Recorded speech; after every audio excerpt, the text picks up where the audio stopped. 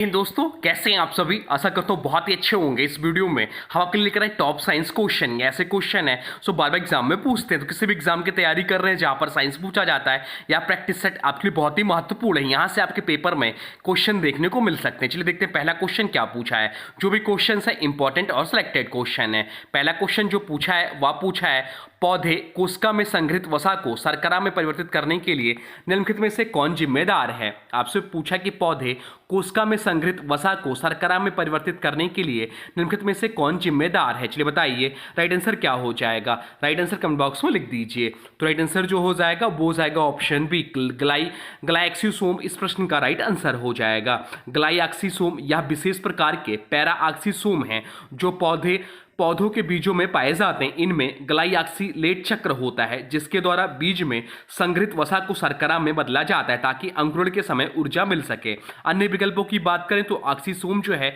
इन्हें पैराऑक्सिसोम भी कहते हैं। ये मुख्यतः हाइड्रोजन पैराऑक्साइड के विघटन से जुड़े होते हैं। ग्लाजीबाडी की बात करें तो यह पदार्थों के पैकेजिंग का कार्य करता है। और राइबोसोम की बात करें तो यह प्रोटीन संश्लेषण करता है। अब चलते हैं अगले प्रश्न की ओर, देखते हैं अगला प्रश्न क्या पूछा है आपसे। अगला प्रश्न जो पूछा है वह पूछा है, मधु मधुमक्खी द्वारा बनाया जाता है अतः मधुमक्खी एक है। क्या है यह आपसे पूछा है, बताइए राइट आंसर क्या हो जाएगा। राइट आंसर हो जाएगा ऑप्शन बी, प्राथमिक उपभोक्ता है। मधुमक्खी फूलों से पराग और मकरंद लेती है। पौधे उत्पादक होते हैं और इन पर निर्भर जीवों को प्राथमिक उपभोक्ता कहा जाता है। इस प्रकार मधुमक्खी प्राथमिक उपभोक्ता है। द्वितीय उपभोक्ता की बात करें तो ये मांसाहारी होते हैं जो शाकाहारियों को खाते हैं। मधुमक्खी ऐसा नहीं करती। उत्पादक की बात करें तो उत्पादक केवल पौधे व हरित शैवाल होते हैं, मधुमक्खी नहीं। और अपघटक की बात करें तो अपघटक मृत कार्बनिक पदार्थों को विघटित करती हैं जैसे फफूंद, बैक्टीरिया आदि।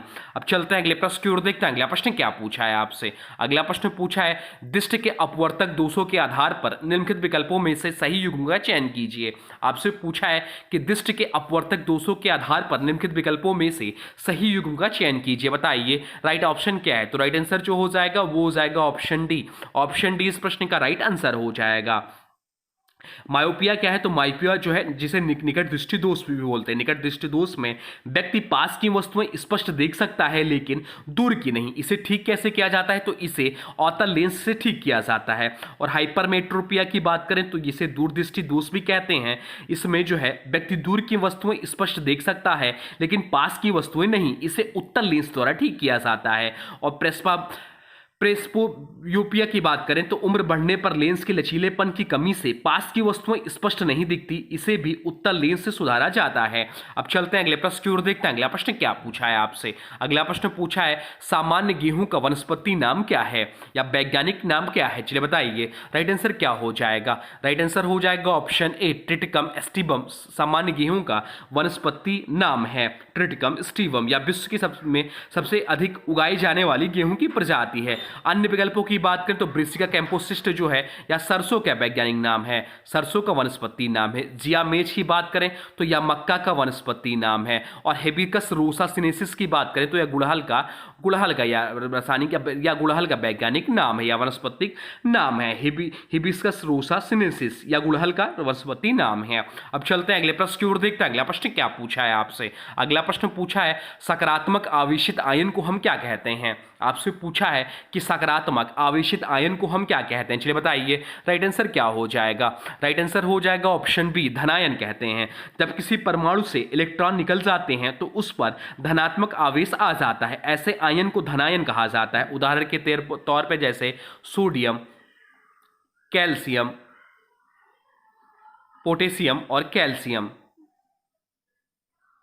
इत्यादि। अणुओं की बात करें जो ऑप्शन दिया है, या दो से अधिक परमाणुओं के जुड़ने से बना कण होता है, अवशोषित होना जरूरी नहीं है। ऋणायन की बात करें तो ऋणात्मकता आवेशित आयन होता है जिसमें इलेक्ट्रॉन अधिक होते हैं। परिवर्तित आयन की बात करें तो ऐसा कोई वैज्ञानिक पद नहीं है। अब चलते हैं अगले प्रश्न की ओर, देखते हैं अगला प्रश्न क्या पूछा है आपसे। अगला प्रश्न पूछा है, रदरफोर्ड के परमाणु मॉडल के अनुसार परमाणु का अधिकांश द्रव्यमान कहाँ स्थित होता है। चलिए बताइए राइट आंसर क्या हो जाएगा।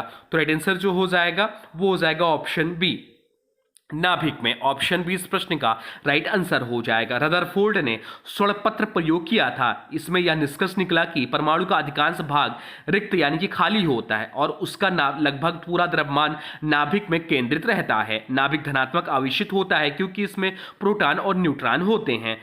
अब चलते हैं अगले प्रश्न की ओर, देखते हैं अगला प्रश्न क्या पूछा है आपसे। अगला प्रश्न जो पूछा है वह पूछा है निम्नलिखित में से कौन सा विद्युत अपचयन द्वारा निकाला जाता है। आपसे पूछा कि निम्नलिखित में से कौन सा विद्युत अपचयन द्वारा निकाला जाता है। चलिए बताइए राइट आंसर क्या हो जाएगा। राइट आंसर हो जाएगा ऑप्शन डी सोडियम इस प्रश्न का राइट आंसर हो जाएगा। धातुओं का निष्कर्षण उसकी क्रियाशीलता के आधार पर अलग अलग विधियों से किया जाता है। सोडियम, पोटेशियम, कैल्शियम, एल्युमिनियम जैसे अत्यधिक क्रियाशील धातुएं विद्युत अपचयन द्वारा निकाली जाती हैं।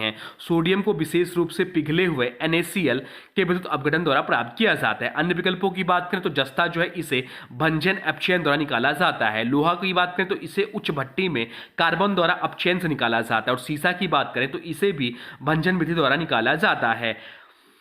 बाकी बात तो यहाँ हो रही है सोडियम की, तो सोडियम की परमाणु संख्या क्या है, तो सोडियम का परमाणु संख्या 11 है, इसका प्रतीक Na होता है और इसे सर हर्फी ड्रेवी ने 1807 में विद्युत अपघटन द्वारा खोजा था। अब चलते हैं अगले प्रश्न की ओर, देखते हैं अगला प्रश्न क्या पूछा है आपसे। अगला प्रश्न पूछा है निम्नलिखित में से कौन सा यौगिक एंटासिड के रूप में प्रयोग किया जाता है। आपसे पूछा है कि निम्नलिखित में से कौन सा यौगिक एंट्रासिड के रूप में प्रयोग किया जाता है, बताइए राइट आंसर क्या हो जाएगा। राइट आंसर हो जाएगा ऑप्शन बी मैग्नीशियम हाइड्रोक्साइड इस प्रश्न का राइट आंसर हो जाएगा। एंटासिड क्या होता क्या है, तो एंटासिड वह यौगिक हैं जो पेट में बनने वाले अधिक अम्ल को निष्क्रिय करके अम्लता से राहत देते हैं। मैग्नीशियम हाइड्रोक्साइड जिसका रासायनिक सूत्र है MgOH का होल ट्वाइस को मिल्क ऑफ मैग्नीशिया कहा जाता है और यह एक प्रसिद्ध एंटासिड है। बाकी सोडियम क्लोराइड जो है यह सामान्य नमक है। कैल्शियम ऑक्साइड या चूना है, अम्लता घटाने में प्रयोग नहीं है। कैल्शियम हाइड्रोक्साइड की बात करें तो यह बुझा चूना है, पर इसका प्रयोग भवन निर्माण व सफेदी में होता है, एंटासिड में नहीं। अब चलते हैं अगले प्रश्न की ओर, देखते हैं अगला प्रश्न क्या पूछा है आपसे। अगला प्रश्न पूछा है निम्नलिखित में से कौन सा कथन कोलाइड के लिए गलत है। आपसे पूछा कि निम्नलिखित में से कौन सा कथन कोलाइड के लिए गलत है, तो ऑप्शन ए जो दिया है यही ऑप्शन सही हो जाएगा क्योंकि यह गलत है। कोलाइड एक सजातीय मिश्रण है, यह गलत है। कोलाइड वास्तव में विषम मिश्रण होता है परंतु यह आंखों से देखने पर सजातीय जैसा प्रतीत होता है। कोलाइड के कण जो है कोलाइड के जो कण होते हैं कोलाइड के जो कण होते हैं वो बहुत छोटे होते हैं और एक ट्रिंडल प्रभाव के कारण प्रकाश को विकीर्ण करते हैं। कोलाइड कण अवसादित नहीं होते, वह लंबे समय तक मिश्रण में स्थित रहते हैं। तो ऑप्शन दिया है कोलाइड एक विषम मिश्रण है, तो यह सही है।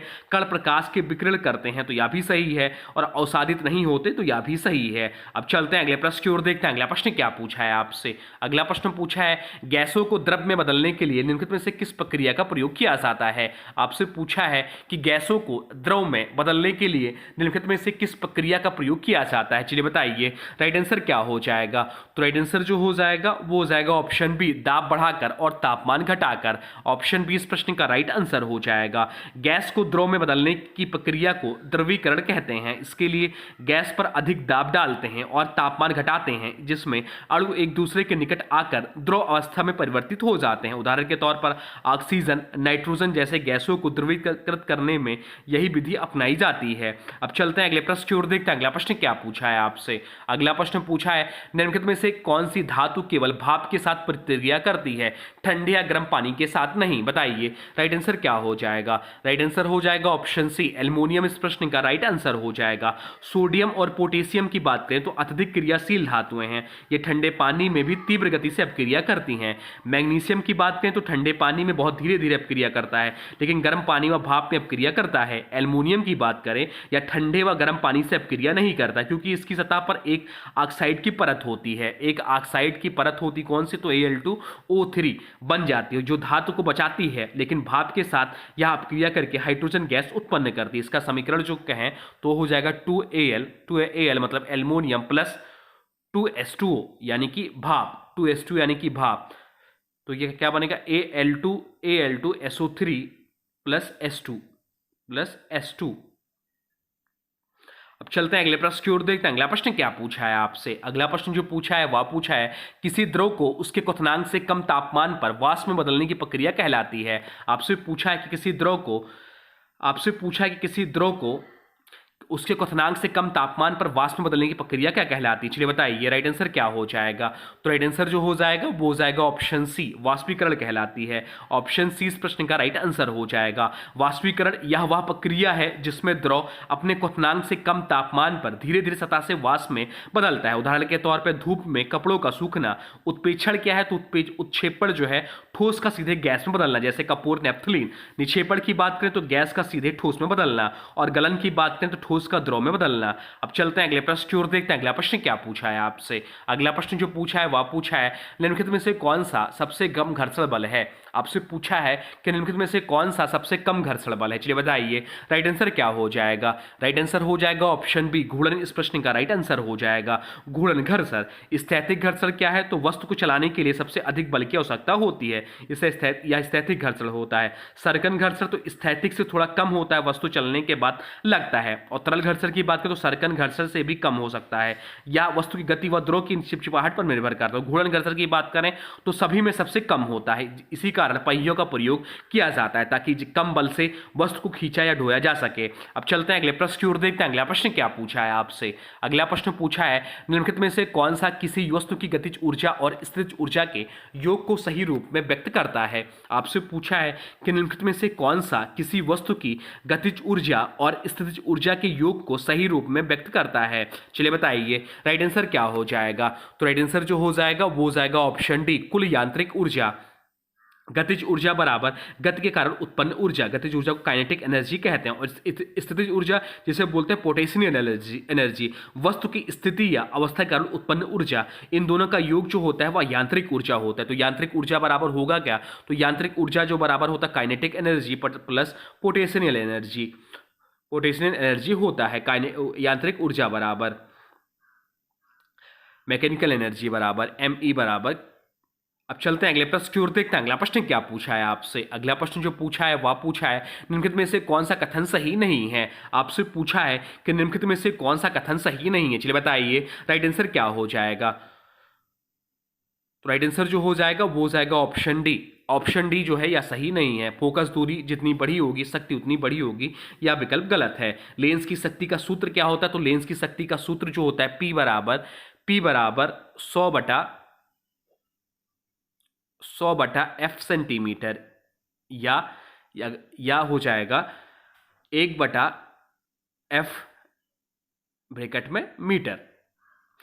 इसका अर्थ है कि फोकस दूरी बढ़ने पर शक्ति घटेगी और फोकस दूरी घटने पर शक्ति बढ़ेगी। अब चलते हैं अगले प्रश्न की ओर, देखते हैं अगला प्रश्न क्या पूछा है आपसे। अगला प्रश्न जो पूछा है वह पूछा है धातुओं का कौन सा गुण उन्हें तारों में खींचने की अनुमति देता है। आपसे पूछा कि धातुओं का कौन सा गुण उन्हें तारों में खींचने की अनुमति देता है। चलिए बताइए राइट आंसर क्या हो जाएगा। तो राइट आंसर जो हो जाएगा वो हो जाएगा ऑप्शन बी, तन्यता इस प्रश्न का राइट आंसर हो जाएगा। तन्यता धातुओं का वह गुण है जिसके कारण उन्हें खींचकर पतले तारों में बदला जा सकता है। बाकी ऑप्शन ए की बात करें तो यह धातु को पीटकर पतली चादर बनाने की क्षमता रखता है। ध्वनिकता की बात करें तो धातुओं को ठोकने पर ध्वनि उत्पन्न करने का गुण होता है। और कठोरता की बात करें तो खरोंचने या दबाव सहने की क्षमता से संबंधित है। अब चलते हैं अगले प्रश्न की ओर, देखते हैं अगला प्रश्न क्या पूछा है आपसे। अगला प्रश्न पूछा है मनुष्य की आंख की रेटिना पर कौन से सेल्स होते हैं। आपसे पूछा है कि मनुष्य की आंख की रेटिना पर कौन से सेल्स होते हैं। चलिए बताइए राइट आंसर क्या हो जाएगा। राइट आंसर हो जाएगा ऑप्शन ए, रॉड्स और कोन्स होते हैं। रेटिना आंख का वह भाग है जहां पर प्रकाश की संवेदनशील कोशिकाएं होती हैं।